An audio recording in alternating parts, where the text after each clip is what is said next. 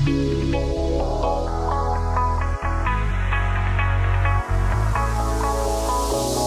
folks, let's run a postural analysis on a client.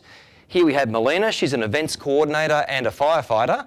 So she's got some posture that's been working nice and hard in her many and varied roles in those careers. We have postural dots over Melina so that you can fairly clearly see what's going on. You may choose to use a plumb bob from a ceiling right down though. So let's start at the feet and work our way up.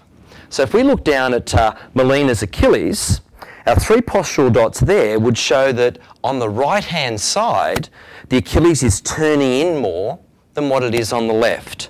So on the right-hand side, you'll see that the Achilles is turning in towards the centre. That's the hallmark of pronation.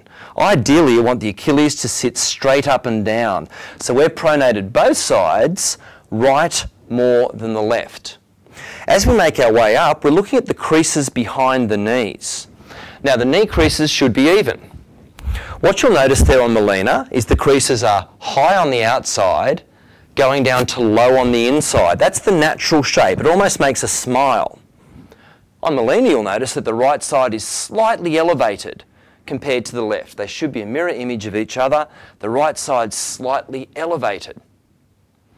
Working up from that position, we end up with the PSIS, the posterior superior iliac spine. They're the dimples in your back. And these posture dots show us pelvic alignment. What you'll notice here is, on Melina, the left dot is lower than the right dot. And that actually matches up very nicely with what we're seeing down here.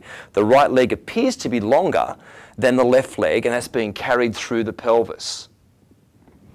We should have a level line here. So we're elevated on the right.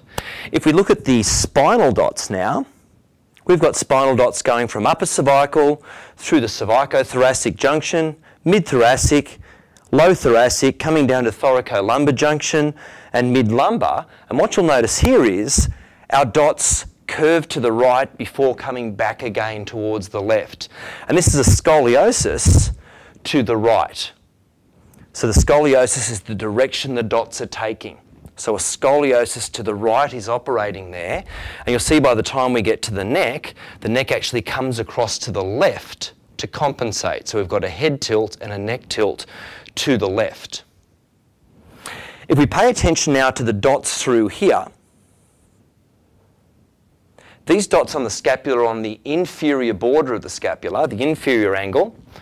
And the inferior angle should be even from one side to the other. If you cradle your thumbs on the inferior angle and compare the two sides, we can see here quite clearly that the dot on the right is again elevated compared to the dot on the left. So the right is elevated compared to the left. The other thing that we notice here is the medial border of the scapula. So I'm pulling the skin here between the inferior angle and the superior angle of the scapula. That's the medial border. If I compare the distance of the medial border on this left side to the spine compared to the right side to the spine, you'll notice that all the way through, the left side is further away. And that's indicating rounding. That's rounding of the shoulder or rounding of the scapula. One thing you can look at on a client if they don't actually allow you to take their shirt off and look at their spine, to check out spinal position, have a look at the gap between the arms and the side. Here we see a bigger gap on this left side than what you see on the right side. That's because the spine is curving in that direction.